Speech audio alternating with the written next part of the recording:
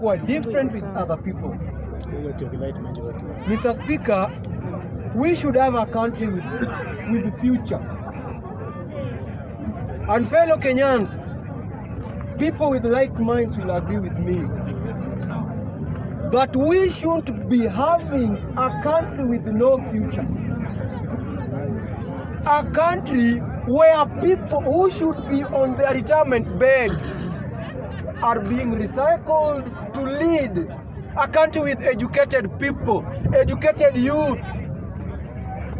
Fellow Kenyans, we should wake up, and for me, I will stand for the truth and I will fear nobody, whether you like it or not, because you don't feed me.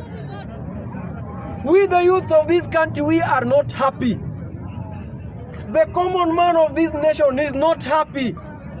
But why? Because people who have held public offices and we've witnessed bad governance from these very people are being recycled. For what reason? That's the big question. For what reason? Why just these old people? This is not a time we should be talking about political parties. This is a time we should be talking of development, not political parties and political alignment, or even a political coalition. Why don't we wake up from this slumber we started sleeping in 1963? As a youth of this nation, even here in Bunge la Mwananchi Jacaranda, even if we decide that we want one of us to be nominated as an MP, that's what we should be bargaining on, not clapping for all the fools who have done nothing.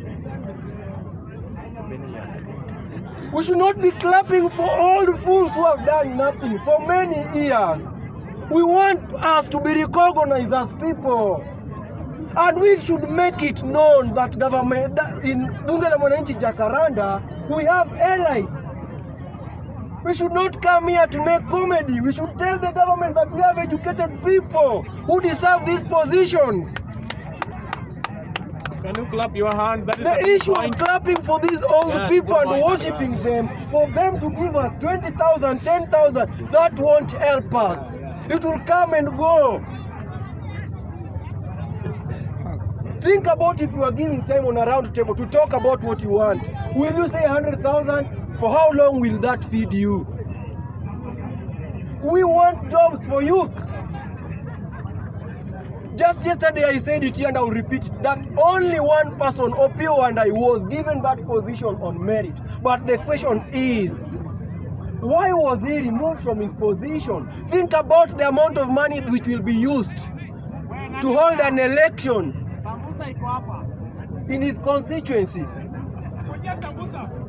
These recycled leaders with criminal records, Madi, and the rest. And here you come talk about political coalition, yet we still have 3 years to 2027. Are we fools? Or don't we think the majority of us here clapping for these old fools are youths? Why can't we think about ourselves? That's my question. For how long will we clap our hands? Mr. Speaker, I want to conclude by saying this. And to the government, William Ruto, anybody will stand by my side, and those who like the truth will agree with me, that in the government there is no youth face.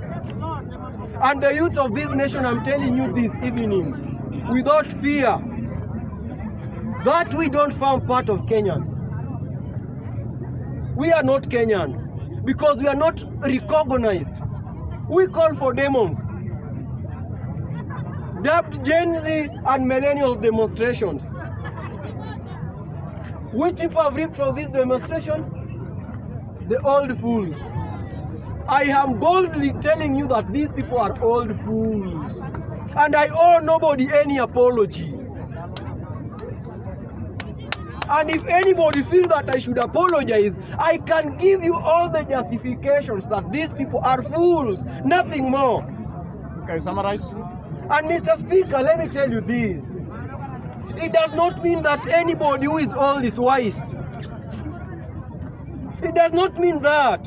Even fools grow old. And Eric Omondi yesterday quoted that if the old can't use their wisdom to save this nation, then the young will use their strength. to save this nation. I want to tell you, Eric Omondi, an old woman will look for a young man, grow his teeth. And a young man will look for old woman, lose her teeth. We should digest that. As at now, we should be looking at these old, confused fools losing their political tooth. And we are still here clapping for them. We don't need that. We need salvation. We need third liberation of this country. Let's wake up the youth of this nation. Thank you, Mr. Speaker.